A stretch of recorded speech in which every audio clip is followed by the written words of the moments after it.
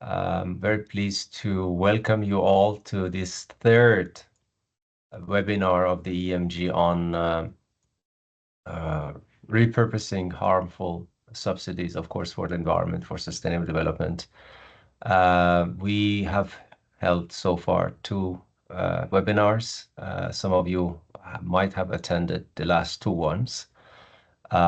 This whole idea came from the request from some UN agencies, from some governments, asking the Environment Management Group to reflect on this issue, knowing that so many organizations are involved in some aspects of the issues of subsidies, either very much focusing on methodologies for calculations, whether it has been about measuring the impact, the harms and the risks of not applying, repurposing actually these subsidies, or whether this has been about, a specific sectorial work that the organizations have been focused either on fisheries or on agriculture, showing the benefits of such, efforts at different scales. And now we are holding the third one on basically focusing on some of the cases and case studies, bringing a voice from the country level, and sort of hearing some of the success stories, of course, with its own challenges. And then, of course, recapping some of the sort of findings of the last two sort of webinars and dialogues. So it's really a pleasure for us to have you here. And I will pass it over to Vala, my dear colleague, who will moderate the discussion. Where do we come from this after this meeting is finished is very interesting to know for us also is a matter of course, putting all this information into some sort of a compendium for us that we can use to raise awareness, share this with various UN agencies, UN country teams, to continue this discussion, because you all know, you're all aware that the financial gap in implementing the biodiversity agenda, the climate agenda, cannot be filled with the typical public or typical private or typical foreign aid sort of contributions. We just came out of the Baku conference, and you saw the stalemates of the last minute, sort of on making a deal for $300 billion. That this again shows the critical value of discussion on the subsidies, even though we know the challenges are so high, especially in the sectors relating to the fossil fuels, for example, and climate change. But it's still, I think there is more and more motivation. There is more and more ask to us that we need to promote that culture more and more, bring the tools of the UN system to the help of countries. And I hope very much that this discussion will bring some more insights from the various UN entities and others to the table, so that we can take this with us. And hopefully this will help the EMG to continue its consideration on the subsidies, either on climate change or on the biodiversity work streams of the EMG that are ongoing, and provide more and more of this insight and these tools to UN country teams. So with that, I don't want to take more of the time to start our conversation. I will pass it to my dear colleague Bala to sort of take over the sort of dialogue, and happy to be with you and learn from you and also engage as much as I can. Over to you, Bala. Thank you. Thank you, Hussein. And I'm sure good morning, good afternoon, good evening, colleagues from wherever you are joining. And as Hussein said, that this is the third, and if I'm correct, the last in the series of webinars that the Environment Management Group is putting together to focus on the issue of subsidies. As Hussein said, my name is Balakrishna Pisapati. I work at the UN Environment Program. and thanks to EMG for providing an opportunity to moderate this session. And as we are meeting here, many of you are aware of the number games and the numbers that has been floating around for the last several days and weeks. It started from Kali, when countries met during the Conference of Parties to the Convention on Biodiversity.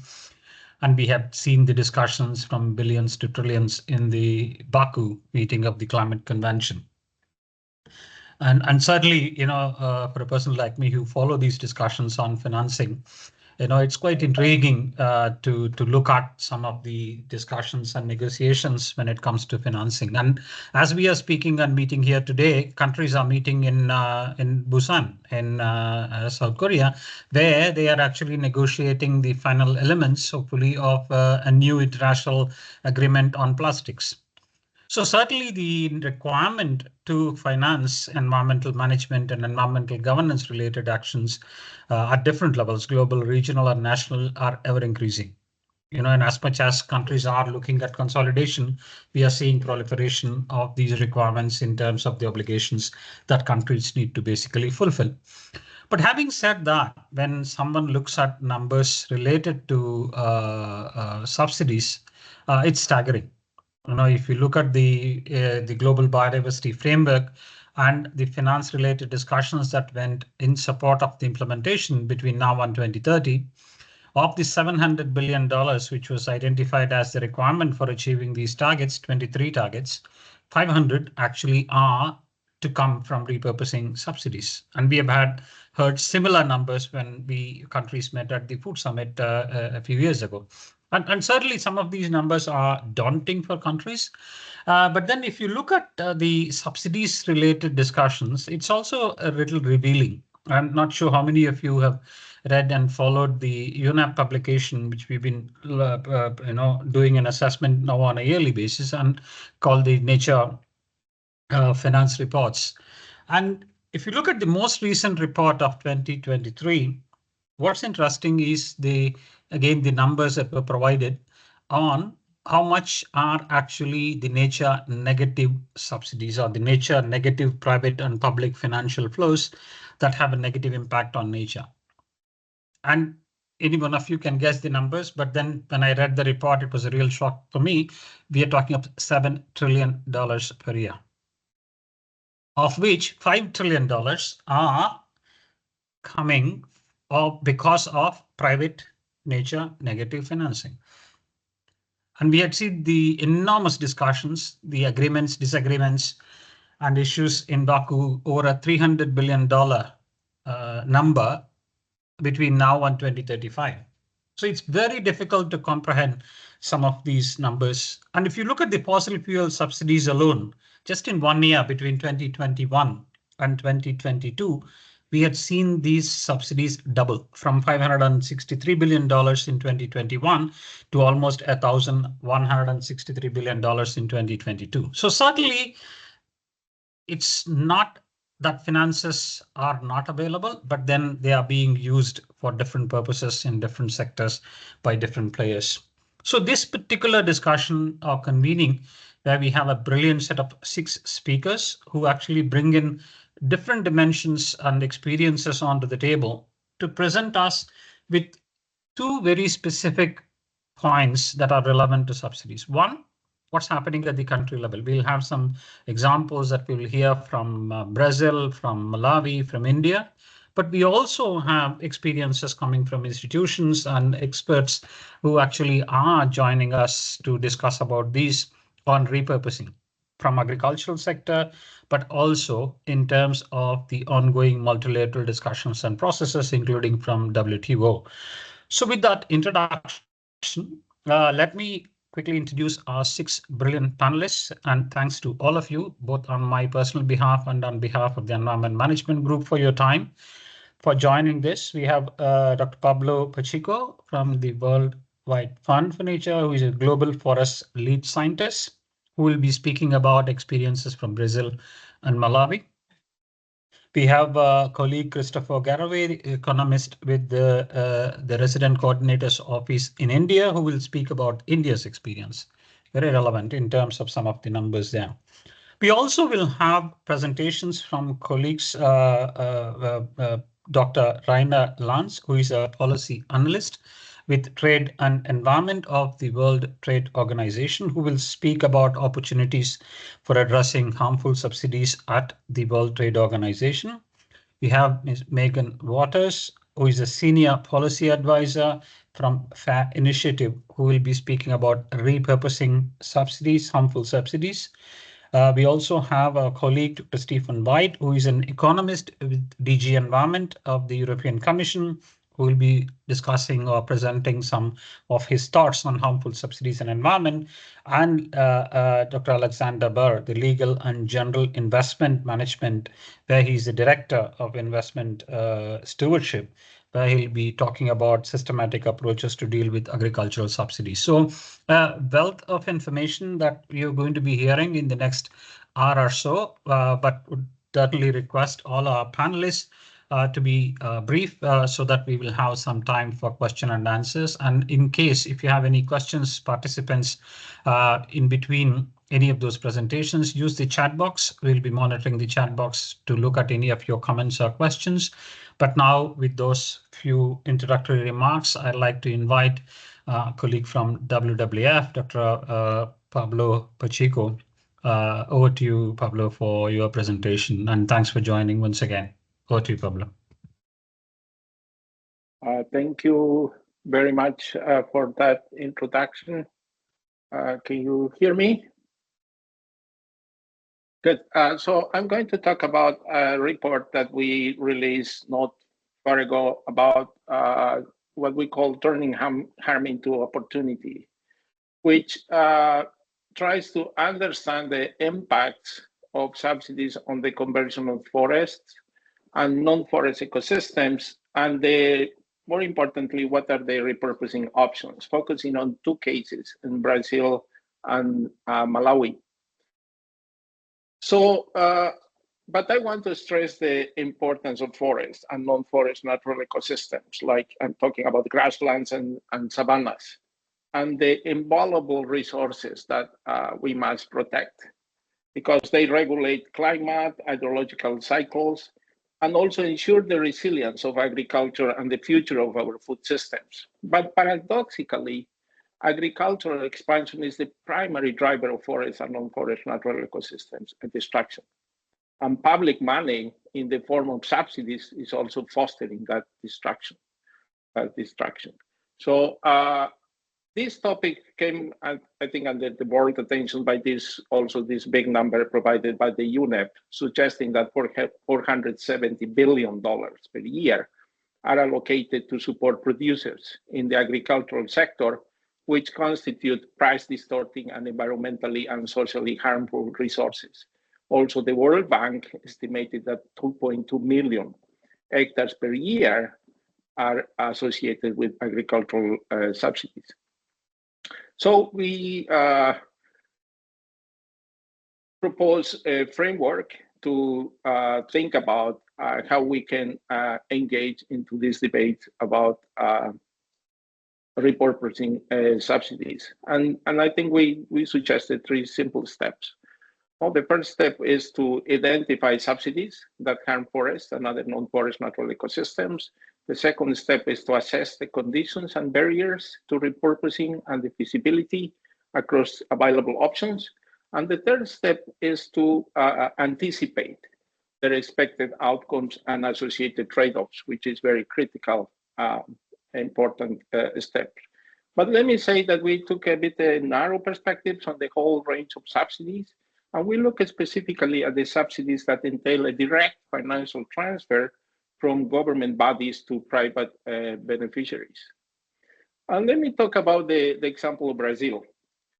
And we are looking at two biomes in Brazil, the Amazon and the Cerrado. And the Amazon has been facing persistent pressure of deforestation, mainly for beef production. And about a fifth of the Amazon forest in the Cerrado has been already lost. And the Cerrado has lost half of its natural vegetation, mainly due to the expansion of soy, but also due to the expansion of cattle ranching. In Brazil, the main source of subsidies to agriculture is public credit, which is granted with preferential or concessional interest rates, which comes through multiple credit lines and windows. Public funding to agriculture in the Amazon and Cerrado amounted to almost $100 billion in a 10-year period from 2013 to 2023. In that map, you can see the distribution of those monies across different municipalities in the Amazon and Cerrado. This data show us that 72% of the total credit in the Amazon goes to municipalities with high deforestation rate. And 42% of the total credit in the Cerrado also goes to municipalities with high land conversion rates, where grasslands and savannas are being converted to agriculture. So these estimates signal that public preferential credit or concessional loans place pressure on forests and non-forest natural ecosystems in these two biomes, in the Amazon and the Cerrado. But let me share two additional facts about the Brazilian case. The first is that large-scale and medium-sized landholders tend to concentrate most of the subsidized credit. 62% of the concessional loans target these farmers, medium and large-scale farmers in the Amazon, and this proportion is 85% in the Cerrado. The second trend is that despite the importance of subsidized credit, this credit is only a fraction of the total credit that is allocated to agriculture. We can see that the Amazon depends more on concessional loans. 54% of the total credit is coming from public sources. Well, the Cerrado, a major portion of credit is coming from commercial credit. 60% and 40% comes from the subsidized sources. And the trend is that public funding to agriculture is decreasing over time, and this is much more importance of commercial sources of money. Let's talk about Malawi. Malawi has suffered from significant deforestation and forest degradation, losing over half of its forests in the last 40 years. And land degradation linked to deforestation has significantly affected agricultural productivity as well. The main subsidy connected with land use change is the Affordable Inputs Program, what we know as AIP. By far is the largest subsidy program in Malawi's agricultural sector. The AIP focuses on providing rural households with fertilizers and seeds, mainly for maize cultivation at subsidized prices.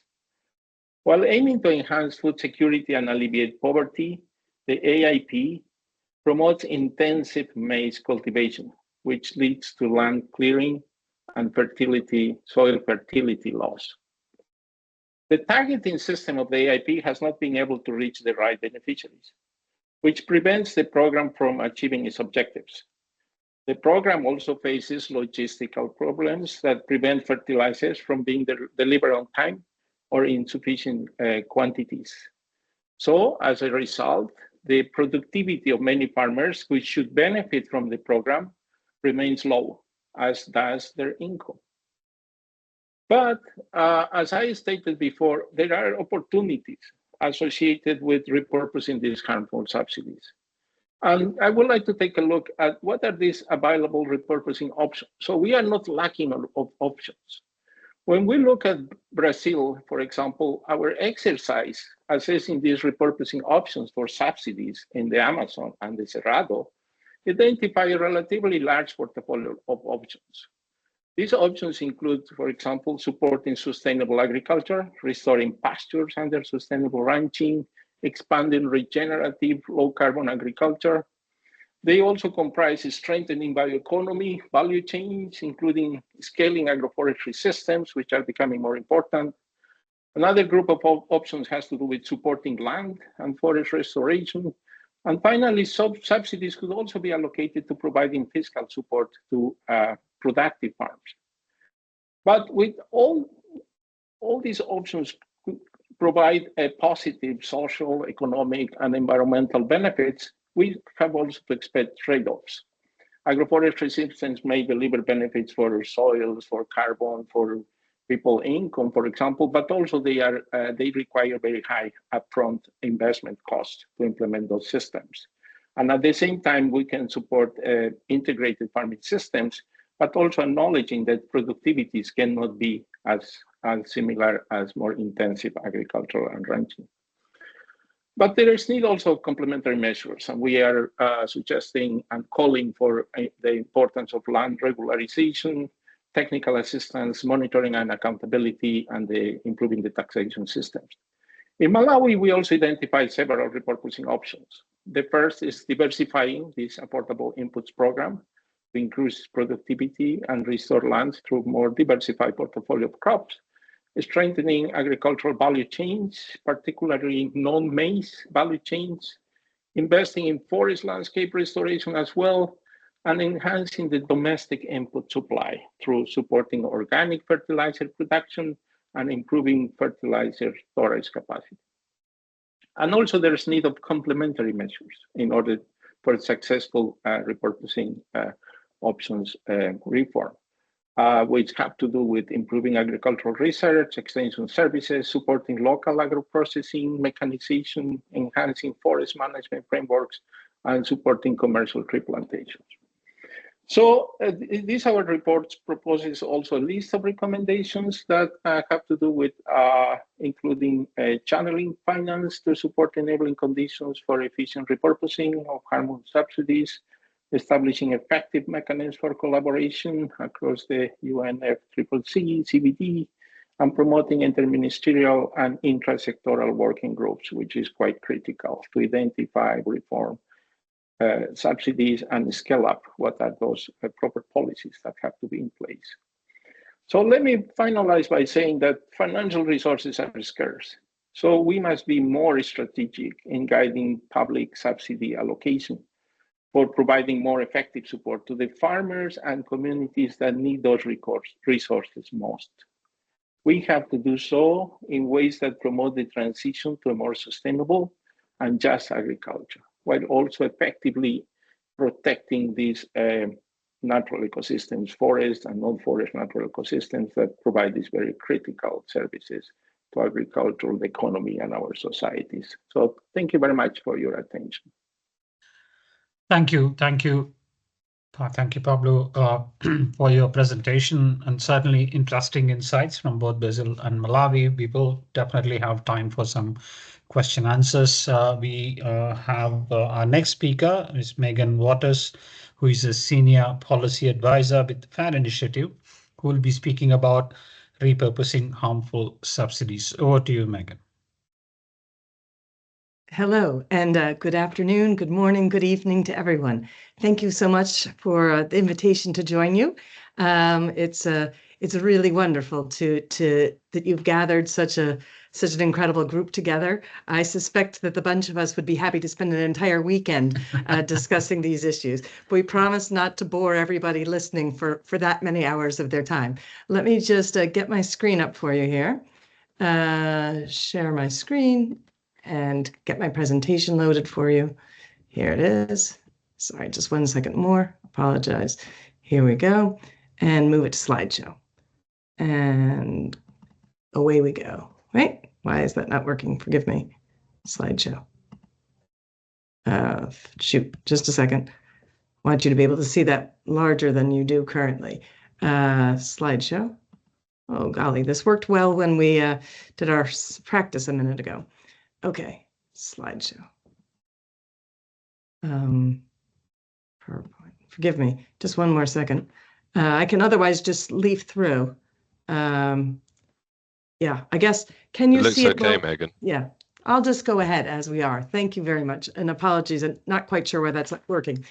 But I work with the Fairr Initiative, and we are the fastest growing ESG network in the world, with over 75 trillion assets under management among our investor network. The Fairr Initiative is a nonprofit organization that was launched 9 years ago to focus specifically on the knowledge gap in the ESG market around food systems. And within that, as an evidence-based, data-driven analysis organization, working to get important information that our investor members want to them to help them mitigate some of the material risks, the serious material risks that they face. They're engaging regularly with companies in their portfolios about what they view as the biggest material risks to their investments. And these include climate, nature, loss, deforestation, working conditions, and other risks. And the analysis was that there was too little attention, too little awareness of these risks in the agricultural sector, and within that, particularly in the animal agricultural sector, just looking at the share of negative impacts, economists call negative externalities. From an investment point of view, you're looking at them as material risks, something that could undermine your investment. So we provide high quality insights. We have the Fairr Protein Producer Index. We look at 60 of the world's largest animal protein producers. We have a climate risk tool. We do thematic research, basically. All the information that could be of possible usefulness to our investor members in better understanding and then being better able to interact with the companies in their portfolio about concerns that they have related to these risks. So one of the key areas that is obviously of concern and we would look at is on the climate side. And in our climate risk tool, made the assessment that looking at the companies in our portfolio, if climate change reaches 2 degrees, 50% of the companies in our portfolio will be operating at a loss. And if we breach 2, it jumps very quickly to 60. This isn't even across regions, as you can see. In North America, the cost increase faced by companies is anticipated in a high climate scenario. So this is where 60% of them are operating at a loss. North America is much higher in terms of cost impact than next up you see, Latin America, Oceania, Asia, Europe. And this surprises people. And one of the reasons has to do with feed and the anticipated cost of increase in feed as this happens. Now, we look at much more than just climate. We're really looking 360 at where are the material risks to the agricultural sector and specifically then a little bit of added focus in, as I mentioned, on the animal agricultural sector. So just very quickly, kind of top level figures, some have been touched on elsewhere, but when you look at greenhouse gases, you're looking at the agricultural sector producing about 30%, roughly a third of global greenhouse gases. The meat and dairy sector alone is 14.5%.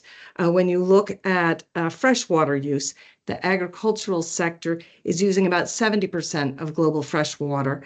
The animal agricultural sector is 30%. Just quickly give a little bit of kind of added texture to this from one of our countries. We're looking at things across all the countries across the world, but the Colorado River Basin, 79% of its water is used for agricultural purposes. And of that, 55% is used on the animal feed itself. So we're looking at multi-sectors in addition to climate and basically looking to the question of where are their solutions, and our companies are interacting directly with our investor companies. The investor members are interacting directly with the companies in their portfolio. They're also interacting with us and engaging with governments.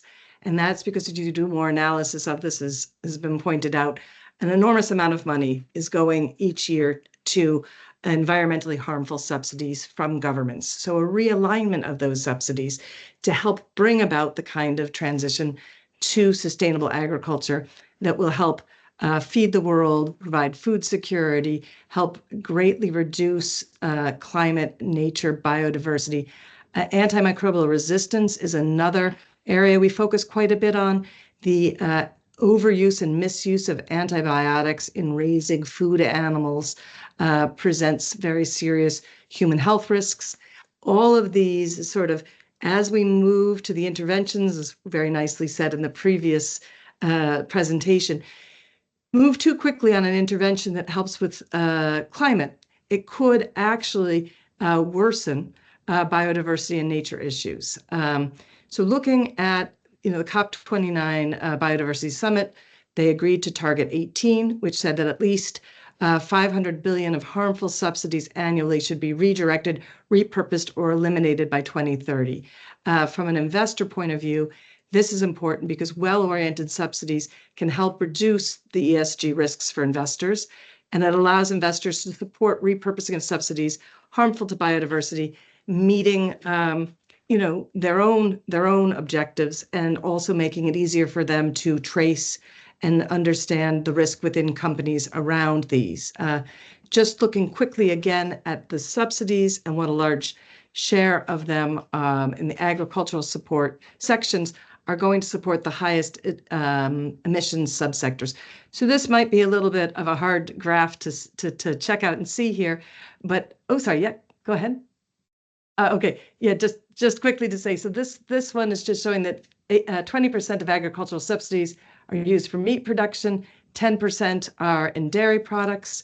Moving along, we've focused quite a bit on the question of repurposing agricultural support and making sure that this involves a just transition.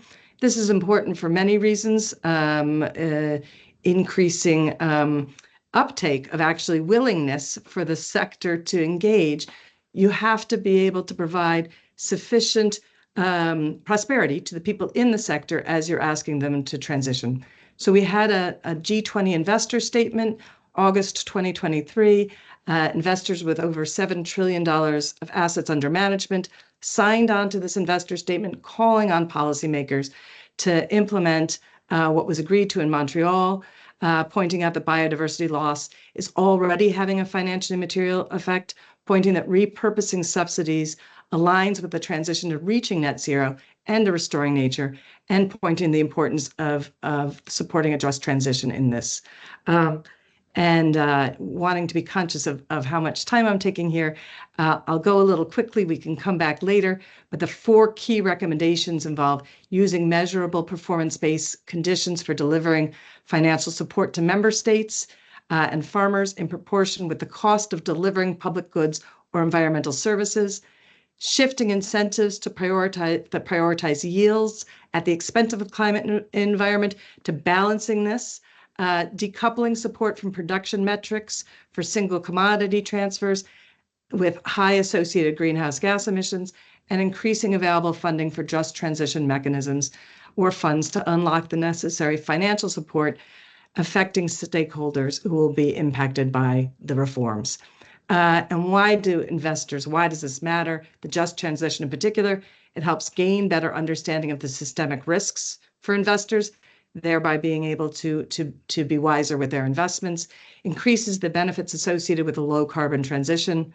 It helps uncover investment opportunities that meet both net zero and sustainable development goals, and it contributes to environmental and societal gains and reinvigorates their fiduciary duty caused by considering the beneficiaries affected by the transition to net zero. And then lastly, I just want to say sort of big picture, why is this important? Why are investors looking at this? I think I've touched on it, but material risks of biodiversity loss, it's nearly $44 trillion of economic value generation are dependent on ecosystem services. The risks of climate change and implementation of net zero. Even if fossil fuel emissions were eliminated immediately, food emissions alone would make it impossible to reach 1.5, actually make it pretty impossible to reach 1.8 and awfully hard to reach 2. Systemic risks posed by climate and nature loss, the IPCC estimates that up to 34% of existing areas for crop and livestock production could be unsustainable by the end of the century, materially impacting agricultural supply chains and companies. So that was a whirlwind tour, again, conscious of time, but I think key takeaway is that we're doing some cutting edge research in this space and providing it to our investors, working with our investors as they interact with both companies and with governments. And we see that this is an enormous pot of money that is not only not being used for good, but is actually actively causing harm, not intentionally, but in more cases than it should. And working to shift that would free up a lot of money to bring about the transition that's needed.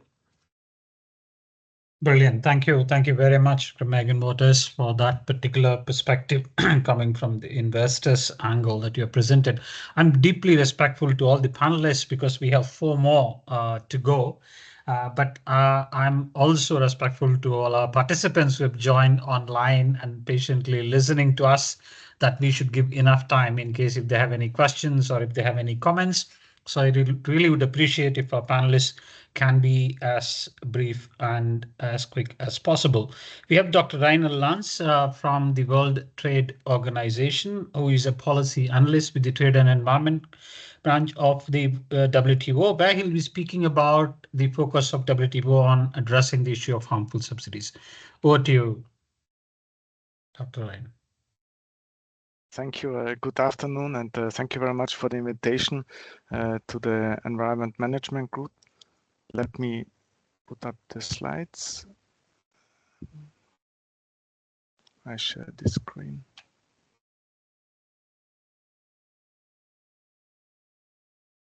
Okay, I hope you can see my presentation.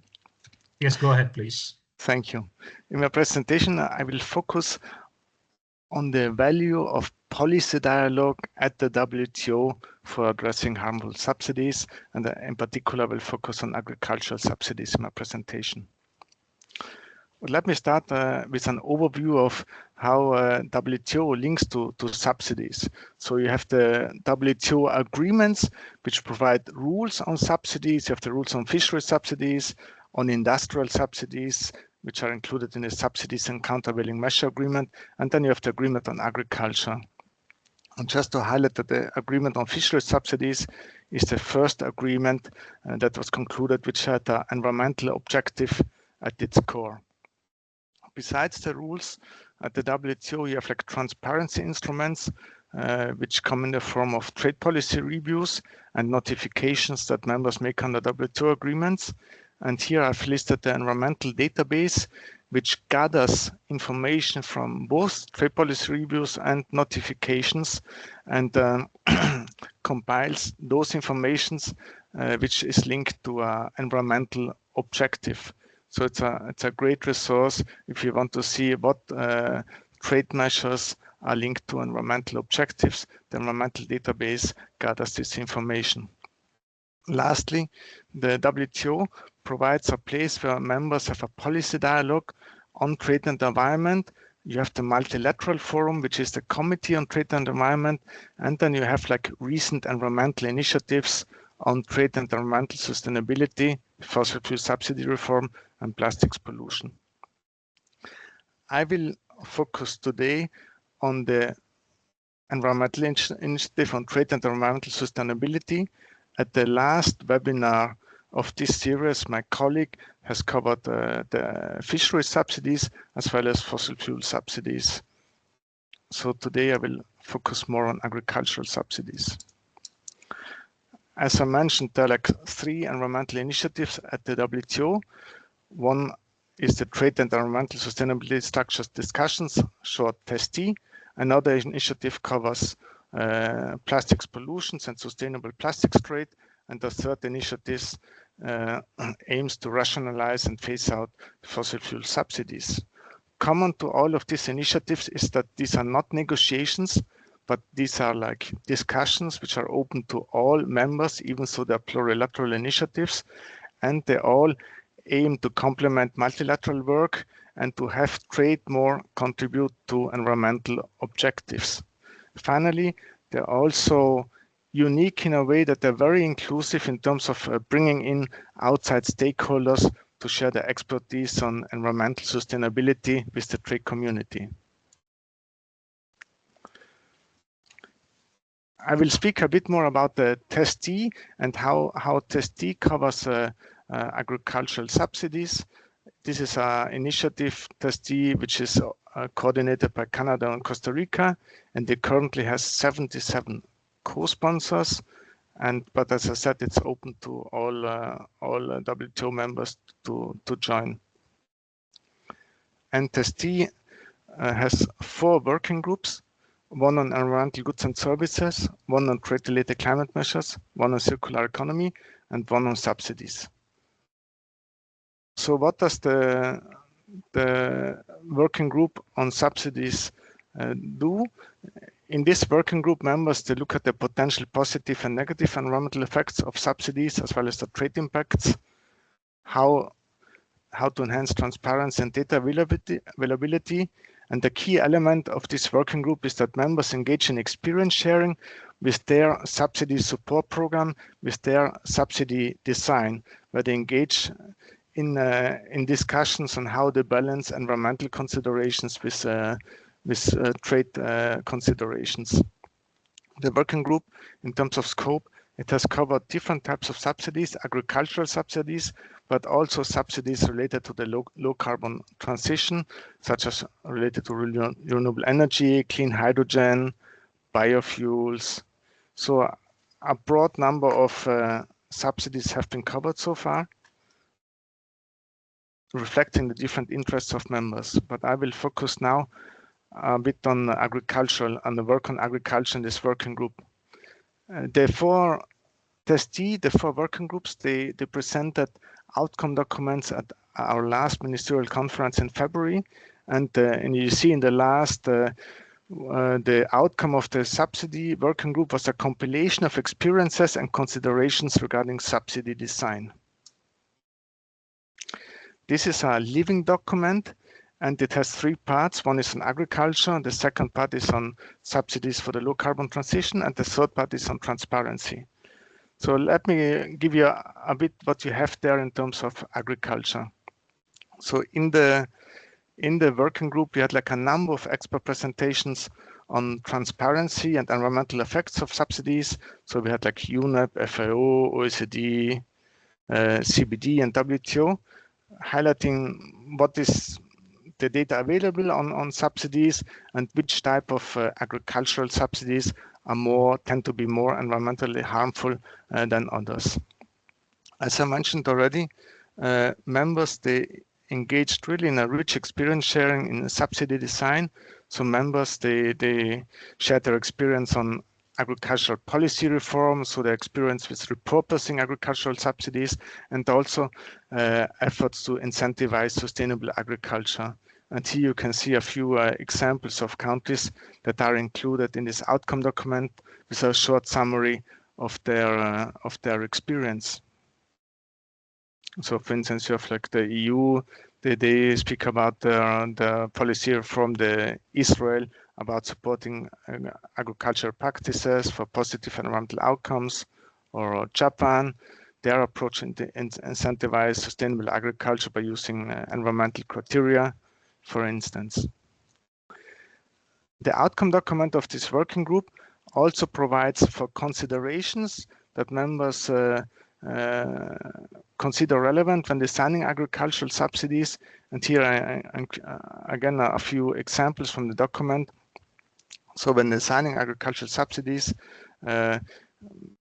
members should consider that they should be directed towards good agricultural practices, that the subsidies should be considered that can be beneficial for the environment, such as provisions of public goods or the compensation of income loss if environmentally friendly methods are used. And we have heard it in the presentation by Megan about the trade-offs. So there should be a comprehensive consideration of different environmental effects. There can also be a consideration of externalities on third countries, and then also to make use of the WTO agreement on agriculture as a tool for repurposing agricultural subsidies towards more sustainable agriculture, and also, for instance, to avoid price incentives and subsidies tied to production, because they are not only trade distorting, but they also tend to be the most potentially damaging to the environment. So these and more considerations are included in this outcome document. And what is the work in this group going forward? It will continue to assess the positive and negative environmental effects of subsidies together with the trade impacts. This year, the group, they covered biofuels and sustainable aviation fuels, green industrial subsidies, and critical mineral supply chains. And going forward, a number of members, they expressed interest to go back and discuss again agricultural subsidies, to have a deeper dive into biodiversity issues, and some other members also, they would like to discuss environmental issues related to industrial subsidies. So, and in terms of outcome, what is the objective of this work? So this work could lead to, so what are the opportunities, could lead to, so the opportunity would be to develop this compilation of experiences and considerations with subsidy design into really guidelines and or good practices for subsidy design. And also the group aims to work towards a set of recommendations on how to enhance transparency and data availability, which can come through better notification compliance, which can come through collaboration with the external stakeholders, for instance. So these are some opportunities. I stop here, and just again to mention the value added, I think, of policy dialogue at the WTO, which can lead to mutual learning and to policy guidance for subsidy reform. Thank you. Thank you, Dr. Rainer Lanz. Thank you for that perspective of the discussions under the aegis of WTO. Colleagues online who are participating, just a quick reminder in case if you have any comments or questions, general or to any one particular panelist, feel free to put it in the chat box so that we can collect and use it to discuss when we are completing the presentation. So next speaker in the list is Dr. Christopher Garraway, economist with the Resident Coordinator's Office in India, who will be speaking about experiences from India on the issue of subsidies. Chris, over to you. Thank you, Bala. You can hear me? I can, yeah, certainly, yes. Great, and a big thank you to the Environmental Management Group for inviting me here. I'm going to try to share my screen.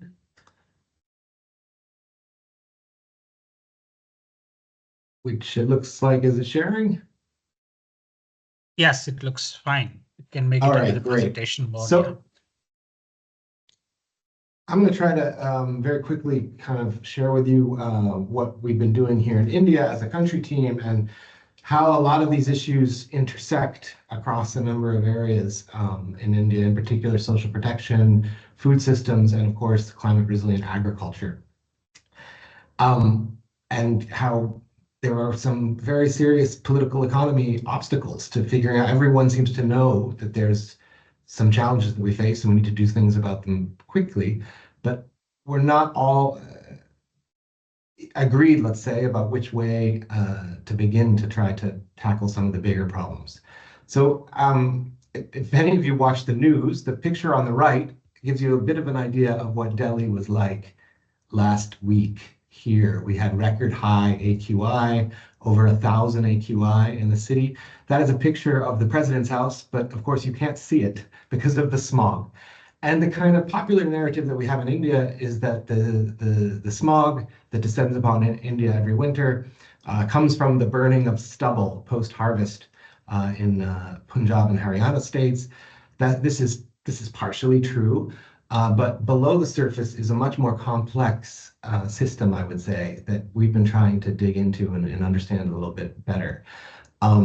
In fact, the stubble burning itself has only started happening in the last 30, 40 years because of the mechanization of agriculture.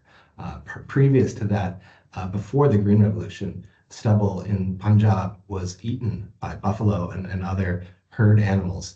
So you see these systemic interactions run deep and often have unforeseen consequences. So this is just to kind of give you an idea about what we're talking about in India and how many people we're talking about and how we talked a lot. There were some very large numbers that we've been talking about earlier in the discussion. I'm going to try to bring the numbers money-wise maybe are a little bit lower, but we're talking about literally hundreds of millions of people. And you have essentially a subsidy system here that many people would not consider to be harmful in India because these subsidies are really tied to the country's social protection and social safety nets, as well as farmer livelihoods, but they have very serious environmental impacts. So we have a massive in-kind transfer of grains, basically rice and wheat, approximately 5 kilos a month, for which farmers are paid between 10 and 20 rupees per kilo. And they also get subsidized inputs like electricity to pump water and fertilizer to make their crops grow better. And then the government pays that to them under a minimum support price.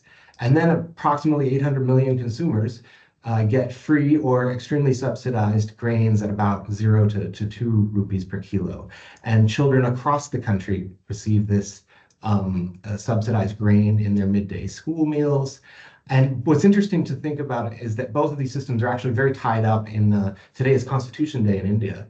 And these are rights that are actually guaranteed by the Indian government through the Right to Food Act from 2013. And also the agricultural livelihoods, there is what we have here, the right to work, the employment guarantee, which was actually in Indian law now, that anyone can go and get a job in the rural sector for 100 days a year if they can't find work elsewhere.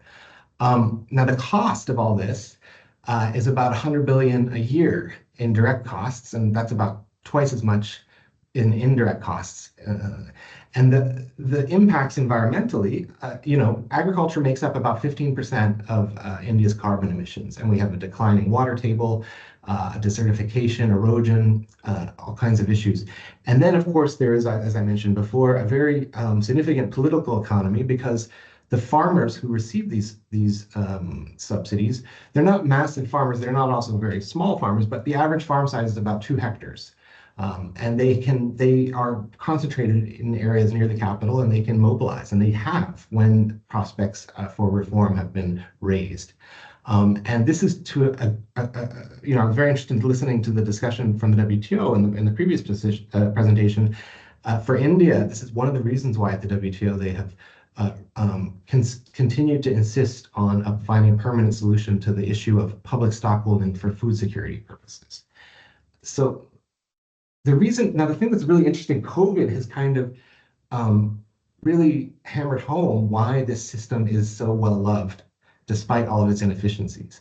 And you see here the graph, the red line shows you 2020, the distribution under this targeted public distribution system, how it really responded enormously quickly month to month as COVID took off and people were hungry and food prices started going up. And the basic lesson here that I think we take away from the Indian perspective is that what is essentially a very human-centric, people-centric, digitally enabled now today with the digital public infrastructure in this country, food safety net, it offers in-kind transfers that really are much more valuable than cash by the Indian people, and has been key to their resilience to COVID-19 and the cost of living crisis that has emerged in the years following COVID due to the conflicts around the world, among other things. But of course, you see the damage, and this just shows you how the water levels, normally the left-hand side is pre-monsoon, the right-hand side is post-monsoon. The monsoon here, for those who don't know India, comes every year and basically provides the water to allow the crops to function and grow properly. But you see that even after the monsoon, the northwest of the country still has extremely low water levels, and that happens to be the area of the country that is under most of the rice and wheat that is procured for this public distribution system. You see here the growth in cereal production in India and the water usage, and it tells you the big culprit in the Indian cases is probably the rice crop. And that's also because farmers tend to switch out of wheat and other crops towards rice because it pays more. They get twice as much, essentially, from the subsidy. And of course, the water use per ton of rice is much higher, and it's higher than the world averages here, as you just saw from the previous map. But of course, some of the solutions that we can think about, like shifting to cash transfers instead of in-kind transfers, it's more complicated. And actually, although India has seen dramatic poverty reduction, and we're seeing grain consumption going down across the board, the share of the public distribution system in grain consumption has been increasing. partly because of the availability of the safety net during the last 4 or 5 years of crisis. But when you actually go and ask people, and some researchers that we work with from Tata Cornell Institute have done that in places that receive both cash and in kind, where people have the choice, because you do have the choice under the Constitution, under the National Food Security Act, to receive your benefits in cash. People talk about why they prefer in kind, and the basic story is that in kind transfers act as a kind of inflation hedge against future crises, in addition to other issues relative to intra-household allocation, like gender discrimination within the household, like the inadequacy of the cash equivalent amount because of the subsidized price. And so this desire to have in-kind transfers is something that is going to be extremely hard to get out of. Now, there are lots of policy efforts underway. That things have been, one of the things, for example, FAO is doing here is working with the government to try to improve the efficiency of the irrigation systems, so the water use is lower. Of course, there's a lot of effort to get small holders more connected to markets and improve, especially with the what we call the farmer producer organizations, different cooperatives across the country. Also, because this system relies on public procurement, there have been efforts to try to diversify that procurement to crops that are less intensive on water usage, things like millets, and also perhaps more nutritional. And then, of course, there's this issue of trying to reduce the input subsidies, the fertilizer and the electricity subsidies that not only the central government finance, but also the states. The states themselves play a big role in this. Now, digital financial inclusion and digitalization of the system has actually gone a long way to reducing wastage and reducing all kinds of inefficiencies in the system, but it can only go so far. And so these are just, there's lots of, as I said, everyone knows that we should try to switch out of this system, but the policy efforts largely have been piecemeal in that respect. And so what other things can be done?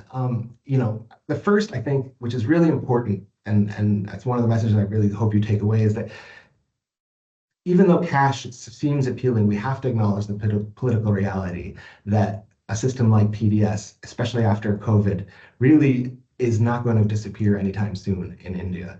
And so it can be improved upon, but it cannot be replaced, I think, over the medium term. So what else can we do? We can try to promote a cleaner second green revolution. And we know in India, if we go to natural farming, just right away, not like they did in Sri Lanka, we could get up to 20% of total agricultural production under natural farming with no impacts on yields. And that would be a lot more sustainable practice.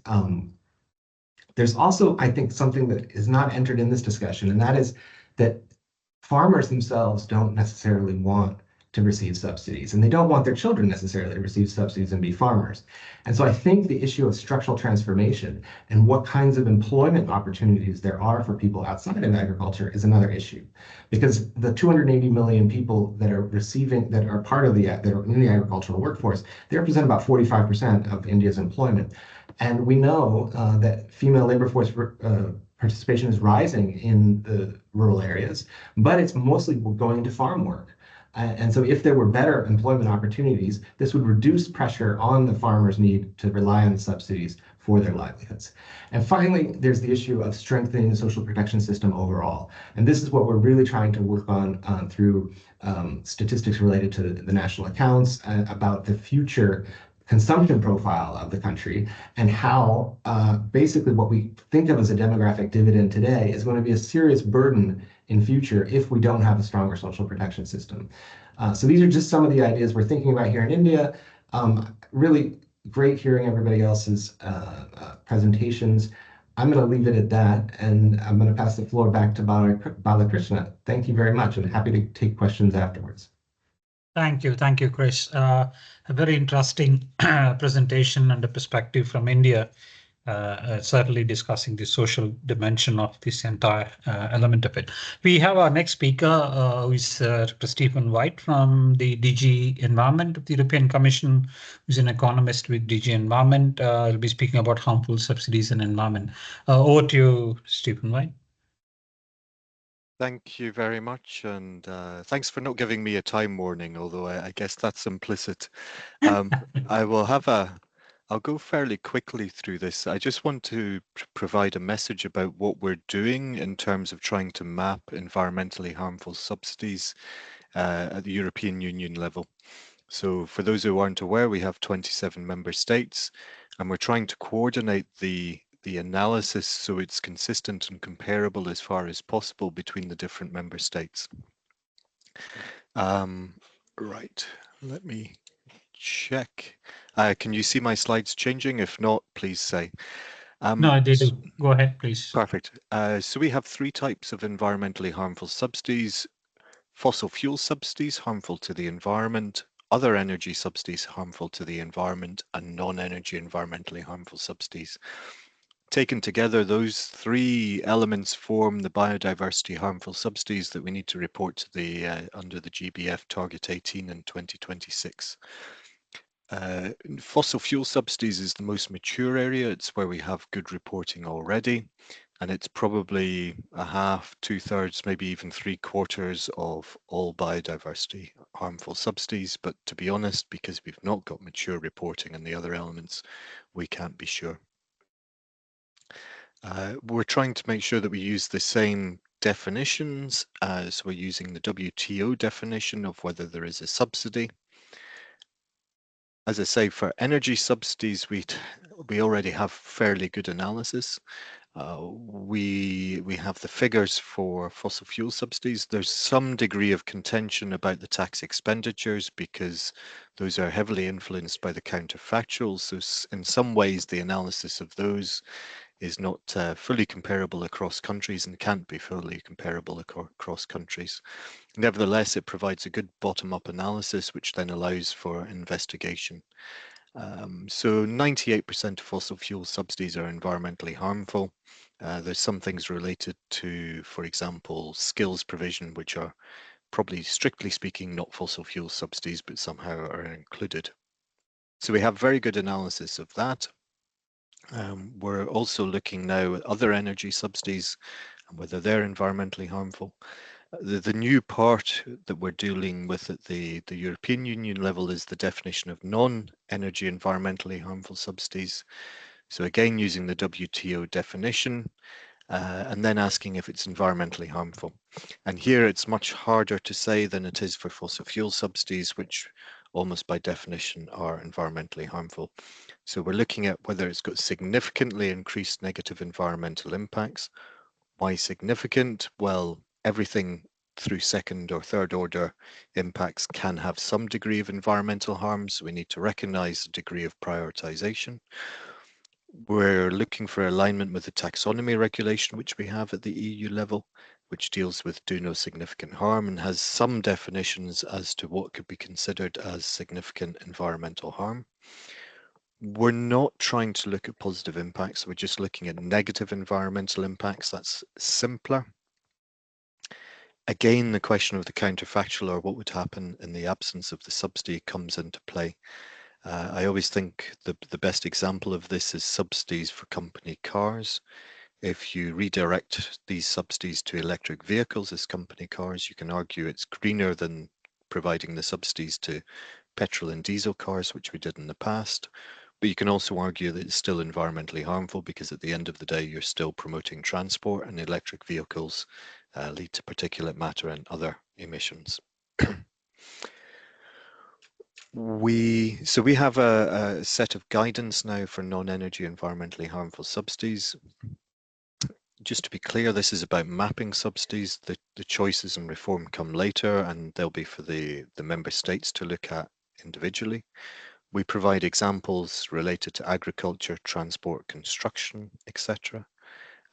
We leave a large degree of flexibility and ownership and responsibility with our member states. There's good analyses they can use. For example, the OECD has done good analysis, which we can lean on, I think, in the case of context of agriculture, fisheries, etc. There's also some European specific studies, for example, in the subsidies for company cars, which are around about 40 billion euros per annum just for 5 EU member states.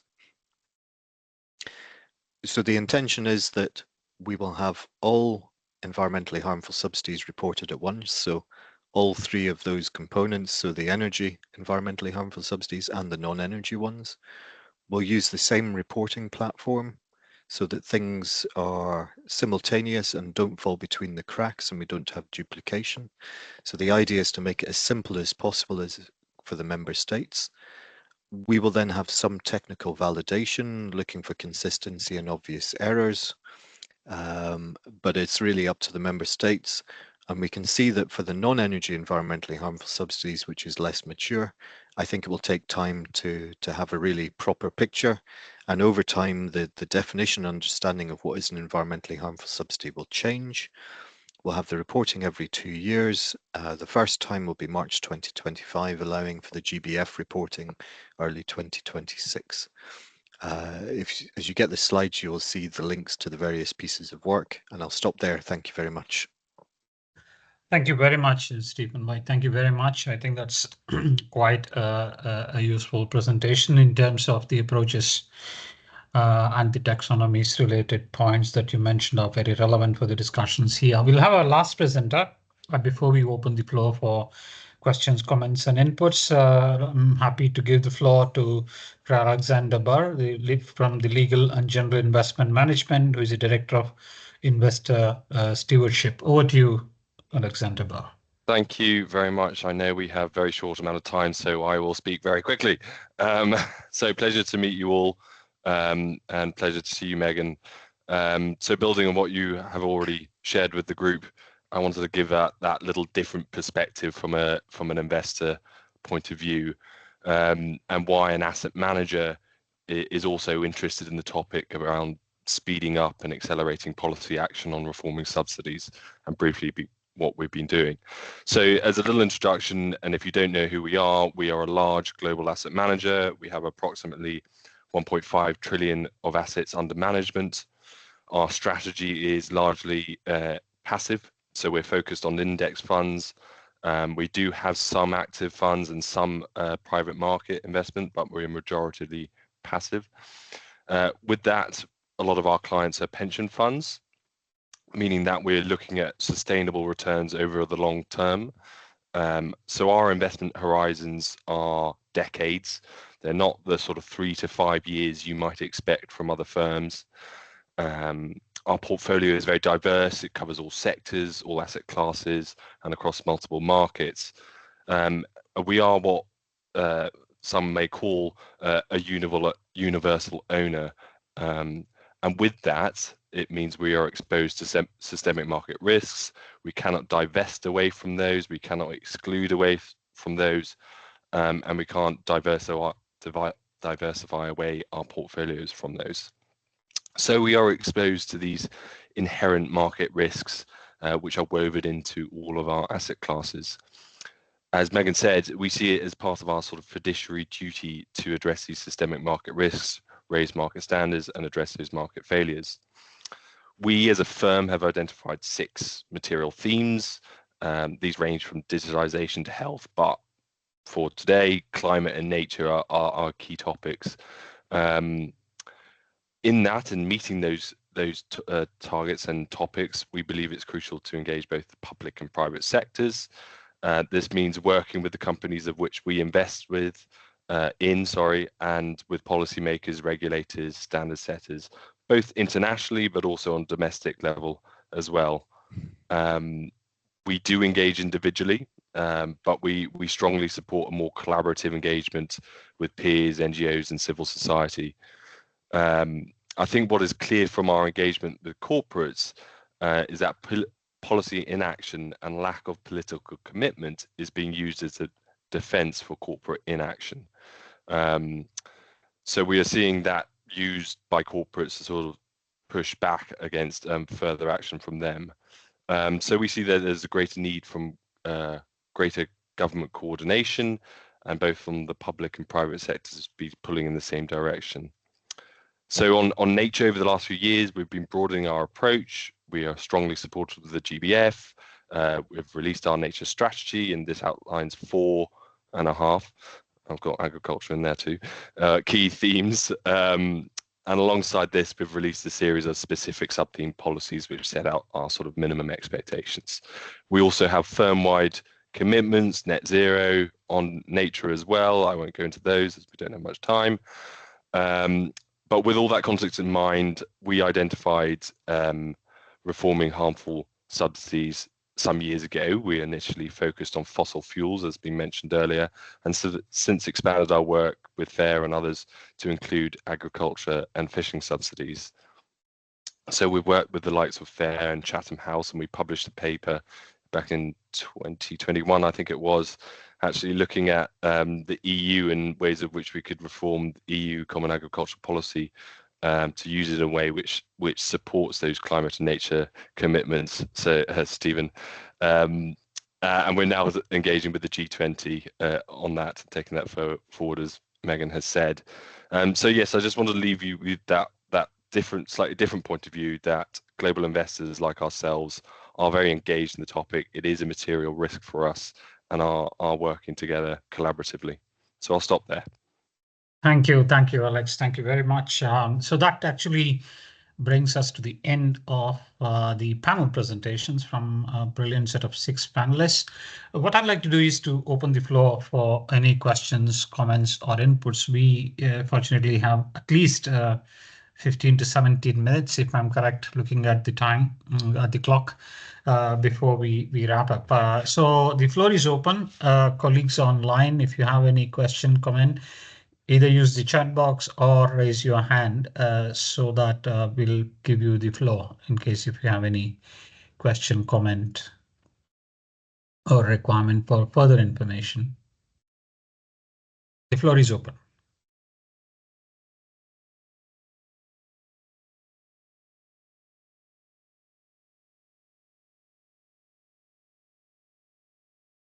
Okay.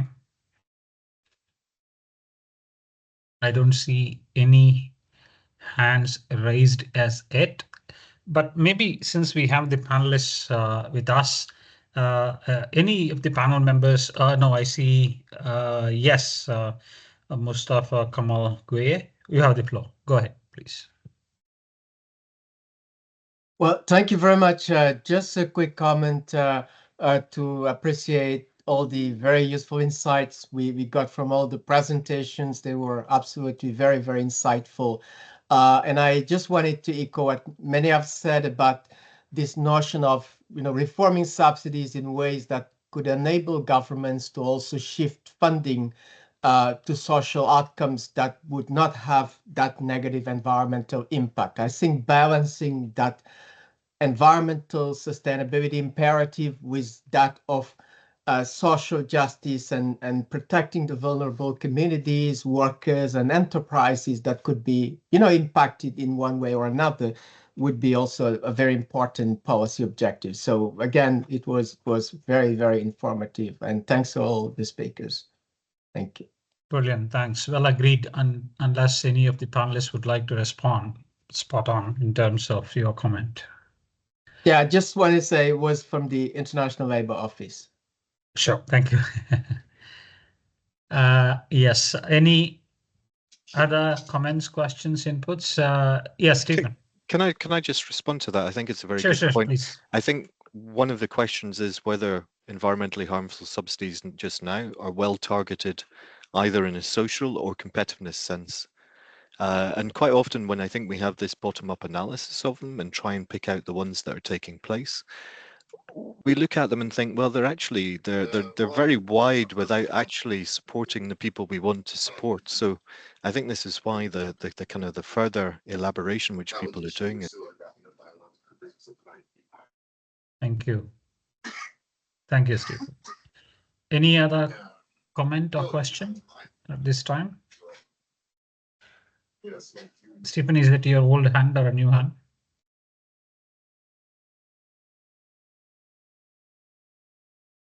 Okay, any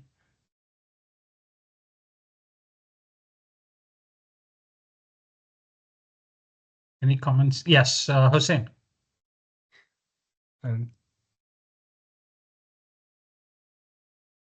Thanks, Go Bala. ahead, I know that you are going to bring this dimension to your moderation in any ways, but I want to take my chance and before we come to the closure, I'm very much, of course, I would say overwhelmed with the amount of information and experiences that are coming around the table, different levels and sectors. But since we want to also, while hearing all this, information from all the sectors in terms of their respective contribution and challenges, in sort of moving forward in terms of giving some sort of a governance, some sort of a structure to these discussions, and making sure that there is a follow-up, there is a continued awareness raising, especially for us in the UN system, where we would like to work with our UN country teams to provide them the necessary tools that would help them to help countries. I want actually to ask Christopher, with his great presentation, to give us some sort of enlightening in terms of what would be useful for your effort at the country level in order to change behaviors. We know that countries are struggling with different circumstances, and they're applying different tools. We don't have a one formula for all. It would be great to have some sort of an insight from your side of what would be really necessary for us to provide in short and long term to assist you at the country level. Over. Go ahead, Christopher. Thanks, Master. Thanks for the question, Hussein. And I have been thinking about the same thing. There's such a wealth of different ideas on the table. For very practically, in terms of how we interact with ministries, and especially different ministries have different views, putting together kind of these trade-offs, especially how policies span different domains. I talked a lot about food distribution and agriculture, but there is a link there with the Ministry of Environment, Forest and Climate Change, and there is a link also with women and child development, these kind of cross-sectoral policies, because that's what the minister what the joint secretary, before you get to the ministry, you're talking to a joint secretary or a additional secretary, and they have schemes in place, they have political priorities given to them in their specific domain. What we need to come to the table with are innovative ways of improving their work, making it easier. And if we're telling them that a certain policy is bad, we need to give them an alternative. And I can give you an example. And I wanted to try to stick to time. One thing, I talk a lot to farmers organizations. We're talking about this issue of structural transformation, and so there is, of course, the demand side. We need more investment in jobs that will take women out of the agricultural sector, especially in rural areas. But for example, for the farmers themselves, one thing would be replacing the input subsidies with so the fertilizers and then the stuff they get from states for electricity, replacing that with some kind of universal income for farmers and showing them the account of, what is the accounting? How does it match up? How can you take this to the Ministry of Finance and say, look, this is going to be, not only is it going to be a no change, but it's going to provide you with political cover, and it's also going to eventually be better for growth, and of course all kinds of other things as well. So those kinds of very practical, if we're trying to advocate for something, just saying, oh, because it's better, it's more efficient, because breaking through that political economy requires a carrot and a stick. So I think that I can talk about this stuff forever, but it was a really practical question, and I'll keep thinking about it too. Thanks, Hussein. Yeah. Thank you. Thank you, Chris. Any other questions from the participants? Comments or inputs at this stage? Yes, Megan.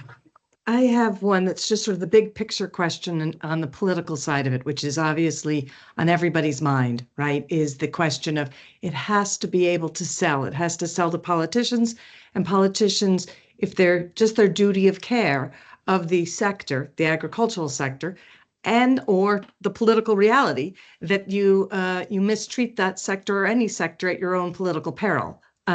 So I been in some interesting discussions, people from the Asia Development Bank, from the FAO, and people from various governments within the EU, as well as the EU itself. And in all these spaces, framing around food security works a lot better politically. And then you get to the question of, okay, food security. Well, how do we actually ensure food security now, 2 years from now, 10 years from now? And pretty quickly, with that as the frame, you begin discussing the question of protection of natural resources, guarding against floods, guarding against droughts. And as you can hear from my accent, I come from the United States. I'm a former U.S. trade negotiator. We're moving into a new administration in a couple of months. You just really have to think about how do we get to where we need to get to in ways that the wording we use doesn't immediately send people running for the hills and in the wrong direction. And so bringing everyone along, figuring out what you can do to reassure people who are worried that things could be harmful to them financially, when in fact it can be beneficial to them financially, is obviously a key piece of all of this. Thank you, Megan. There's a very interesting comment by Mark Pellerin, where he said that I work for the UN country team in Malawi. Bringing the issue of negative impacts of subsidies on fertilizers was dangerous. The government interlocutors were clear to the UN agencies to stay out of it. Subsidies are instrumentalized for political purpose, especially during electoral periods and in mediating rapport with countries like China. A personal experience. So thanks a lot, Mark, for that comment. Any further comments, questions to our panelists? Ideas to help Hussein? I think that I would like to stress that's important for me, and it has already been mentioned, is the importance of having these more intersectoral conversations, because sorry, I cannot keep my camera on. What I feel is that the whole debate of agricultural subsidies is just about crop production and doesn't necessarily include topics on forestry, agroforestry, forest provide services to agriculture. So thinking in the long term about the resilience of the food systems also has to take into considerations the whole debate about the natural ecosystems and how these natural ecosystems provide services to agriculture and farmers. So have a bit more integrated or holistic perspectives on subsidies, because also that opens the door to think about what are the options that we have on hand and what are the benefits that those options may bring to agriculture and food production as well, thinking a different type of farming systems. So we are too much locked into the thinking about very narrow sectoral perspectives, I would say. Thank you, Pablo. Thank you very much for that perspective. I'm still looking for any more hands from the participants. If not, maybe 30 seconds for each of the panelists in case if you have any closing thoughts before I sort of have a few points to close the meetings. Right, thank you. Megan, you want to say something? You're muted. No, actually, I didn't. Okay. Forgive me for the hand signal. All right. Okay, colleagues. So thanks a lot. Very engaging and very interesting perspectives. And for me, listening to the presentations, I just quickly noted, almost like one point from each of the presentation as my take home. And I hope, Hussein, it'll also help you for the report.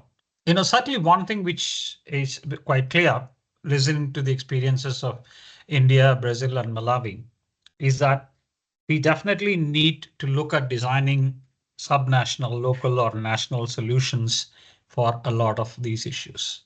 Unfortunately, many times I hear the discussions related to subsidies where there is a tendency to import things that had worked in another part of the world and then see if it is going to work. So certainly the experiences indicate that we need, national, subnational, local solutions for some of these issues.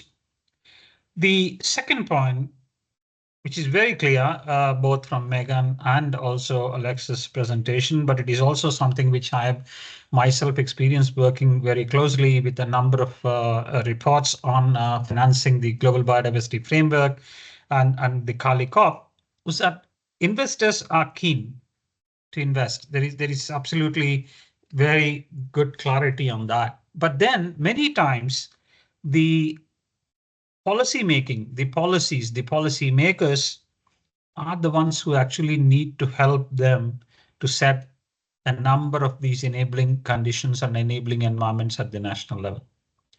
And currently, including, for example, if you take the policy spaces on attracting private investments in biodiversity conservation, I mean, we have had at least 100 reports between COP15 and COP16 on the options, possibilities, the numbers for private investors. But one question that a large number of times go unanswered is that where is the enabling environment for us to make those investments? And that enabling environment has to come from the national level and from the subnational level. But also that enabling environment, all of us do recognize and realize that it's just not the policy makers that can create it, but it is also the nexus or the need for discussion between the policy and the politics. And that is also something which has come out very, very clearly. The third interesting takeaway is that in as much as we talk of the issue of sustainable development, sustainability, and sustainable, as a general word, very clearly we still are struggling with having a common understanding of what is sustainable when it comes to sectors and countries. I think that to me is also a very, very important and a fundamental issue that we need to start thinking about, because very clearly, based on the presentations, but also on several reports related to this, that still we need a clear taxonomy, a clear understanding of what is meant by that. A very interesting point, of course, nicely put by Chris, is the social dimension. Because many times we only look at the economic dimension of subsidies when you talk of these discussions. But the social dimensions of subsidies is a huge problem and is a legacy issue for many countries. And unless we address the social dimension of it, and that is supported by ample and adequate political will, we still will have difficulties in terms of not just looking at repurposing, but also eliminating negative or perverse subsidies. A very important point in this regard, very clearly amplified by our colleague Stephen from the European Union, is the importance of data and taxonomies.